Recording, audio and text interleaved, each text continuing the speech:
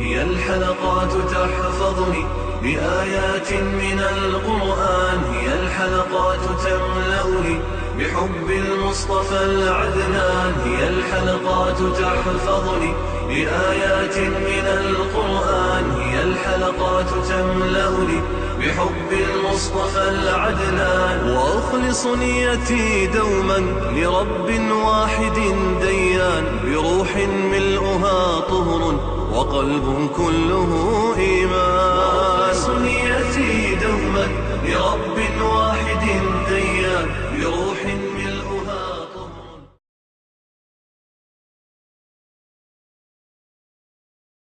Itu sebabnya kita perlu kepada watawasau bis sabri, perlu sabar. Surat Al-Asr sungguh tinggi nilainya, sehingga kata Imam Asy-Syafi'i rahimahullah, andai kata Allah Subhanahu wa taala tidak turunkan Quran 30 juzuk, sekiranya Allah tidak turunkan Al-Quran 30 juzuk yang terdiri dari 6,000 ayat, tapi Allah turunkan 3 ayat saja dalam surat Wal-Asri. Wal-Asri kan 3 ayat, sudah memadai bagi manusia untuk mengetahui jalan mana yang mereka patut tempuh untuk mencapai bahagia hakiki. Imam Syafi'i yang hafal Quran sejak umur 10 tahun komen terhadap surat Wal-Asri. Itu sebabnya sahabat-sahabat Nabi bila bertemu sesama mereka setelah memberi salam dan berbual apa yang patut diperbualkan, mereka tidak pisah kecuali membaca Wal-Asri untuk remind, segarkan dalam ingatan kandungan atau konten 4 perkara itu. Tidak keterlaluan kalau Ustaz katakan, ibu-ibu dan bapa sekalian, sisa hidup kita ini sampai mati, kita perlu perkemaskan 4 perkara ini saja supaya jumpa Allah dalam keadaan tidak rugi. Betul tak? Iman mantapkan, amal saleh pertingkatkan, dakwahlah semampu yang boleh. Bila saudara yang kita cuba sampaikan pulaukan, kita sabar menghadapinya. Ini dia. Itu sebabnya hari ini selalu juru acara selalu sebut, marilah kita tutup pertemuan kita hari ini dengan tasbih kafarat dan surat Wal-Asri. Itulah antara lain dia punya landasan. Bapa-bapa dan ibu-ibu, dan untuk itu selaku penasihat, maka mengamalkan nasihat itu pada dirinya sendiri terlebih dahulu adalah lebih utama dan lebih wajib lagi hukumnya. Betul tak? Sebelum dakwah, kita kena amalkan dahulu.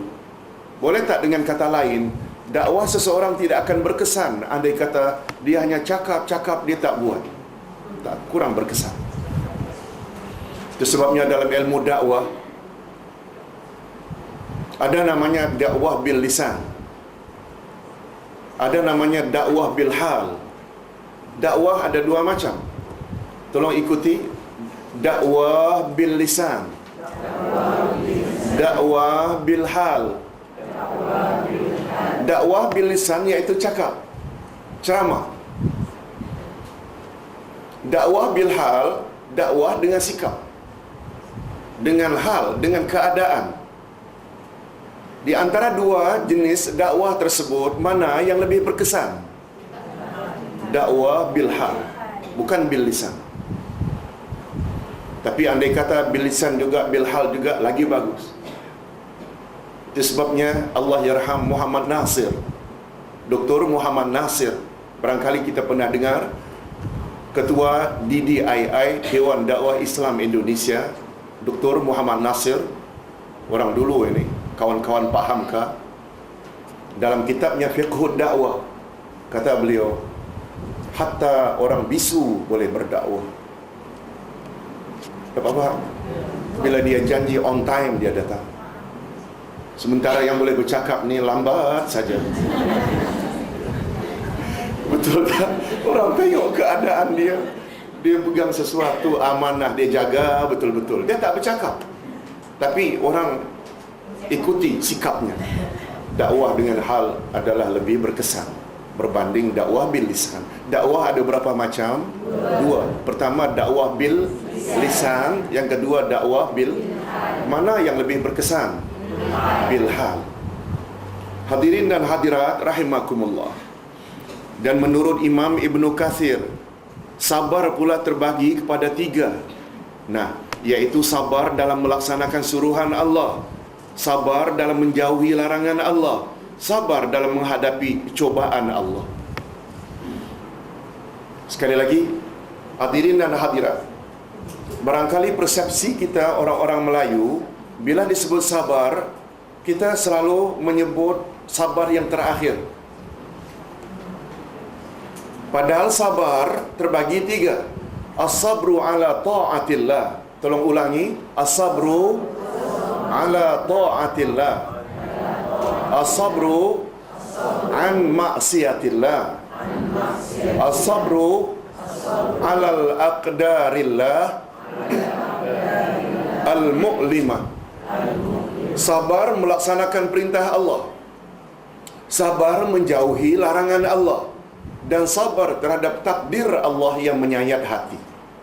Rumah terbakar, kereta aksiden, isteri atau suami, anak meninggal dunia, semua itu takdir yang menyayat hati. Kita kena sabar. Betul tak? Kata para ulama, sabar terhadap takdir ini adalah sabar yang corot. Tahu corot? Yang last, yang paling tinggi nilai sabar adalah sabar pertama dan kedua.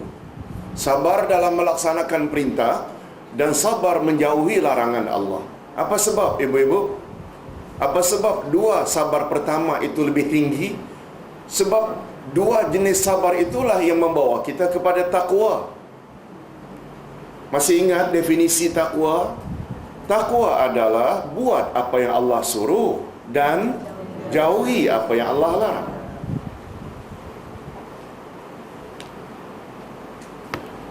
Jadi sekali lagi, sabar terbagi berapa? Sebagi 3. Rupanya tidak buat suruhan Allah ni, bila tak sabar memang tak boleh. Apalagi datang ke kelas yang tangganya tinggi, memang kalau tak sabar tak datang.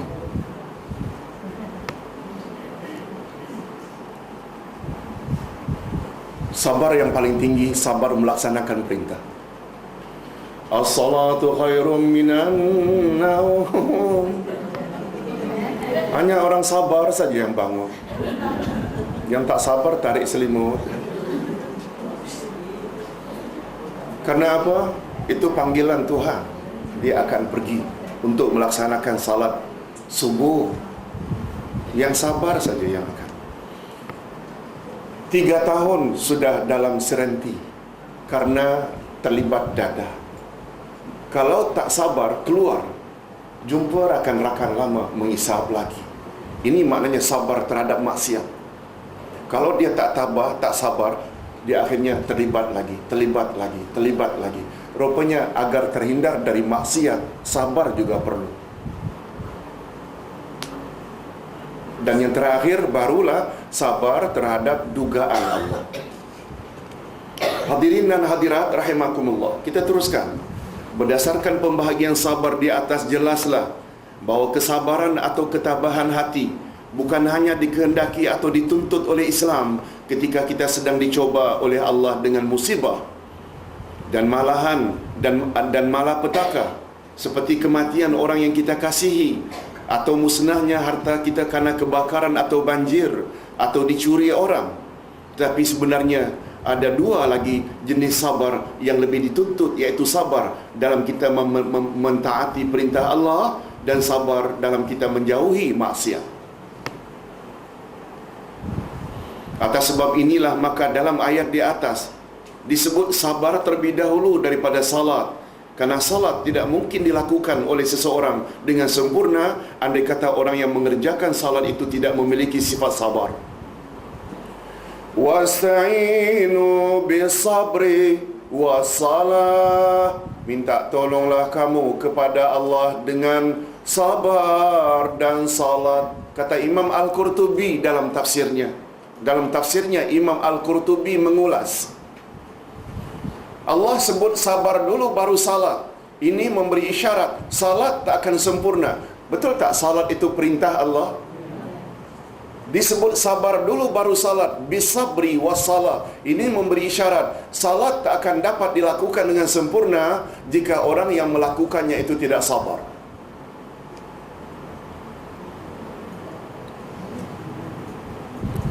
Lebih-lebih lagi kalau nonton filem yang bagus, kedengaran azan jam 5, 5:30, jam 6. Wah, dia tak dapat tinggalkan televisyen. Dia tunggu ada iklan. Ni yang ketawa ni yang pernah buat ni.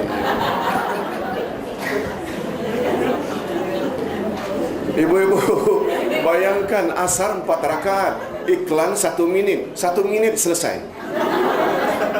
Itu maknanya dia tidak buat salat, dia tahu, tapi dia tidak sabar. Dalam 1 minit itu kerana tidak sambung, akhirnya tidak tumak ninah, tidak khusyuk, akhirnya sekedar melepas batuk di tangga. Itu semua salat yang dia lakukan tanpa sabar. Contoh. Oleh sebab itu, sabar sekali lagi terbagi berapa? 3. Begitulah selanjutnya. Hadirin dan hadirat, sementara orang yang tidak sabar akan mengabaikannya. Maaf, hanya orang yang sabar sajalah yang akan memelihara rukun, syarat dan adab-adab dalam salatnya. Sementara orang yang tidak sabar akan mengabaikan salatnya, dan andai kata pun ia mengerjakan mungkin hanya sekedar melepas batuk di tangga dan jauh daripada kesempurnaan. Demikian jugalah dalam hal meninggalkan maksiat. Maksiat tidak mungkin dapat dijauhi secara berterusan jika kita tidak memiliki sifat sabar yang mendalam, sebab asal makna sabar adalah mengekang hawa nafsu dari melakukan apa yang tidak diredai Allah Azza wa Jalla. Jadi kalaulah ketiga-tiga jenis sabar di atas dapat dipenuhi oleh seseorang dalam hidupnya seharian, niscaya banyak masalah yang dihadapinya dapat diselesaikan. Dan ini sesuai dengan bidalan orang-orang tua, sabar kunci kejayaan. Tauke-tauke, dealer-dealer kereta mewah hari ini, banyak tak dari kalangan mereka dulu pekerja workshop yang berlumuran dengan kotor? Sabar, tahap demi tahap, akhirnya jadi tauke besar. Hari ini orang dapat PhD, betul tak berkat kesabaran dulu waktu study, pisah dengan keluarga, kurang tidur, kurang rehat karena ulang kaji. Sabar demi sabar itu akhirnya dia berjaya. Itu maksudnya sabar kunci kejayaan. Hadirin dan hadirat, Zainal Abidin Ali bin Husain radhiyallahu anhum berkata, di akhirat nanti ketika Allah menghimpunkan orang-orang yang terdahulu dan orang yang terakhir, maka kedengaranlah suara memanggil, aina sabirun, mana orang-orang yang sabar? Mereka akan dimasukkan ke dalam syurga tanpa hisab. Suara itu berbunyi, aina sabirun, mana orang-orang sabar? Kedengaran suara di padang mahsyar. Mana-mana yang sabar dibolehkan masuk syurga tanpa hisab. Ketika itu bermuncullah sebahagian manusia untuk memenuhi panggilan tersebut. Siapa mereka? Siapa yang bermunculan itu? Orang-orang yang sabar yang dipanggil. Dalam perjalanan menuju ke syurga, mereka dihadang oleh para malaikat. Dan terjadilah dialog di antara mereka. Kata malaikat, hendak ke mana kamu, wahai anak cucu Adam? Lalu orang-orang yang sabar tadi pun menjawab, kami hendak pergi ke syurga. Malaikat tanya lagi, kamu hendak pergi ke syurga sebelum dihisab? Manusia jawab, betul. Malaikat pun bertanya, man antum? Siapa kamu? Nak masuk syurga sebelum dihisab? Lalu manusia pun menjawab, nahnu sabirun. Kami adalah orang-orang sabar. Malaikat pun menjawab, apa jenis kesabaran kamu itu? Manusia menjawab, kami sabar dalam mentaati Allah, kami juga sabar dalam meninggalkan maksiat sehingga kami diwafatkan oleh Allah. Nampak tak bahawa dua jenis sabar itu paling utama? Sabar melaksanakan perintah, sabar menjauhi larangan. Lalu malaikat pun menjawab, memang tepat sebagaimana yang kamu katakan. Oleh itu masuklah kamu ke dalam syurga. Sungguh hebat ganjaran orang-orang yang beramal. Orang-orang yang beramal. Imam Ibnu Katsir berkata, kisah di atas diperkuatkan lagi oleh firman Allah. Tolong ikuti. Innama yuwaffas sabiruna ajrahum bighairi hisab.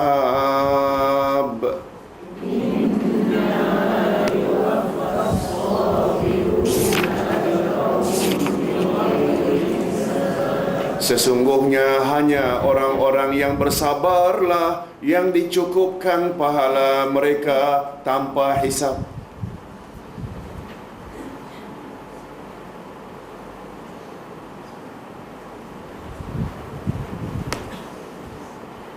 Itu sebabnya di dalam ayat lain disebut, setelah ahli neraka masuk neraka, setelah ahli syurga masuk syurga, Allah benarkan para malaikat masuk syurga dari semua pintu untuk memberi ucap tahniah kepada penghuni syurga. Ustaz lupa ayatnya, tapi bunyinya macam ini.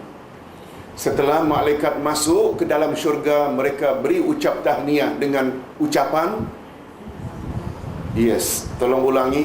Salamun alaikum. Salamun alaikum. Bima sabartum. Selamat sejahtera untuk kamu semua wahai penghuni syurga berkat kesabaranmu di dunia dulu. Lihat tu, malaikat mention sabar. Betul tak menunjukkan sabar ini sangat tinggi? Itu sebabnya di dalam tafsir yang lain disebut, ketika turun ayat bi asyrati amsalihha, setiap amal baik umat Muhammad diberi ganjaran 10. Nabi Muhammad mohon, ya Rabb zid li ummati, tolong tambah lagi ganjaran, jangan setakat satu amal baik ganjaran 10. Lalu Allah turunkan ayat 262 dari surat Al-Baqarah yang berbunyi, Mathalul ladzina yunfiquna fi sabilillahi kamathali habbatin ambatat sab'a sanabil fi kulli sumbulatin mi'atu habbah. Perumpamaan orang-orang yang menafkahkan hartanya di jalan Allah tak ubahnya seperti biji yang tumbuh menjadi 7 cabang. Tiap-tiap cabang ada 100 biji. Dari 100 biji itu tiap-tiap satu bercabang lagi 7. Tiap-tiap cabang 100 biji lagi. Tiap-tiap cabang 100 biji, tiap-tiap biji bercabang lagi. Maknanya setiap amalan diberi ganjaran berapa? Bukan 700. Multi level. Boleh tak istilah itu? Berganda-ganda, multi level. Ketika turun ayat multi level, Rasul minta lagi, ya Rab zid li ummati, tolong tambah lagi, jangan setakat multi level. Turun ayat ini. Ini di ayat yang kita baca baru sebentar. Sesungguhnya Allah akan beri ganjaran terhadap orang yang sabar bighairi hisab. Makna bighairi hisab yang sebenar unlimited. Bighairi hisab, tidak ada limit. Nampak tak sabar itu sangat tinggi nilainya? Allahu Akbar. Hadirin dan hadirat rahimakumullah. Dan sabar menghadapi musibah pula tidak kurang ganjarannya di sisi Allah. Demikian juga sabar menghadapi karenah dan tingkah laku manusia yang tidak menyenangkan hati. Sikap tersebut lebih baik daripada memulaukan diri dan tidak mahu bergaul dengan mereka karena kecewa dengan sikap mereka. Allah Subhanahu wa ta'ala melarang orang beriman memiliki sifat putus asa. Barangkali inilah sebab dan hikmahnya mengapa sabar dijadikan salah satu sifat yang mesti kita miliki jika kita ingin bebas dari kerugian. Tadi kita ada sebut wa tawasau bis sabri. Walaupun kita telah memiliki iman, allazina amanu, banyak beramal saleh, wa amilus salihati, gigih dalam berdakwah, wa tawasau bil haqqi. Kita juga mesti ada wa tawasau bis sabr. Iman ada, ilmu banyak, amalkan untuk diri sendiri, lalu disebarkan dakwah. Bila orang umpamanya menentang dan tak percaya, merajuk,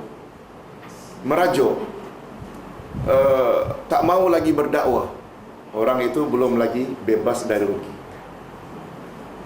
Betul tak? Kita kena sabar menghadapinya. Bila ada orang puji kerana penyampaian kita, jangan sampai riak. Kalau orang menentang, jangan sampai kita menggelabah, sampai fras, sampai enggak. Kan ada pendakwah diambil tindakan macam-macam kan, sampai ke mahkamah, dibawa ke polis. Hari ini betul tak? Kita kena sabar menghadapi itu. Itu fenomena sudah menjadi sunnatullah. Siapa? Kita, Rasulullah pun pernah ada konspirasi untuk membunuhnya, untuk menangkap, betul tak? Baik, itu sudah menjadi sunnatullah. Pengajaran ini boleh kita lihat dengan jelas di dalam tafsiran surah Al-Asr. Yes. Dan mungkin atas dasar ini pula lah Nabi Muhammad sallallahu alaihi wasallam sampai bersabda, tolong ikuti, al-muslimul ladzi yukhalitun nas wa yasbiru ala adahum khairum minal muslim alladzi la yukhalitun nas wa la yasbiru ala adahum.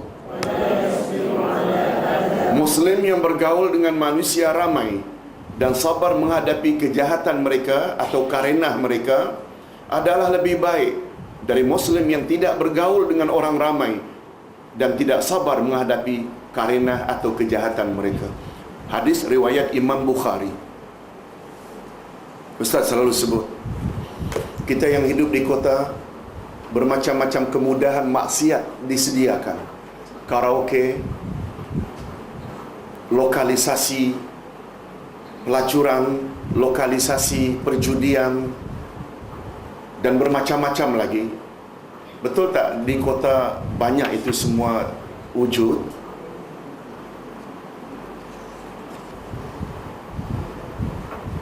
Lalu orang kota tidak terlibat dengan itu semua, berbanding dengan orang-orang kampung, dusun-dusun, kemudahan untuk buat tersebut tak wujud.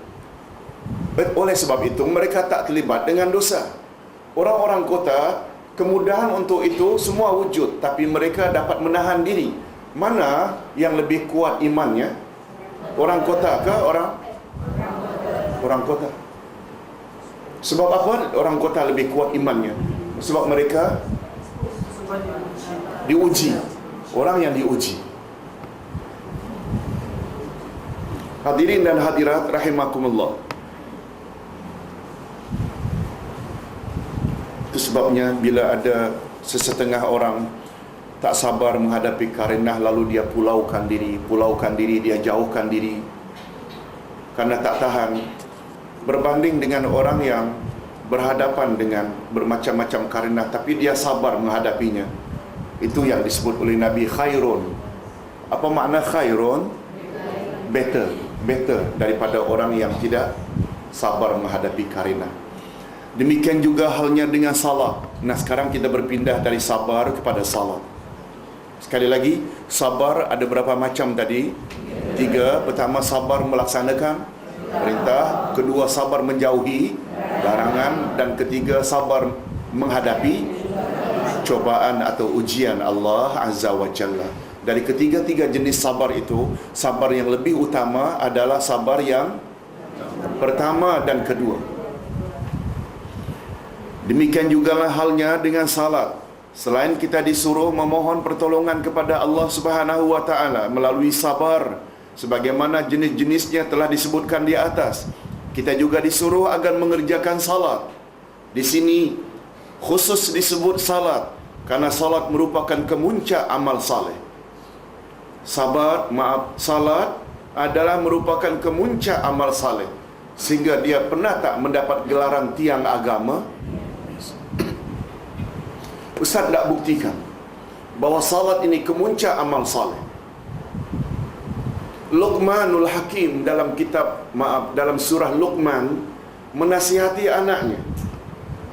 Coba bayangkan betapa mirip-mirip, hampir bersamaan dengan konsep surat Wal Asr. Apa kata Luqman?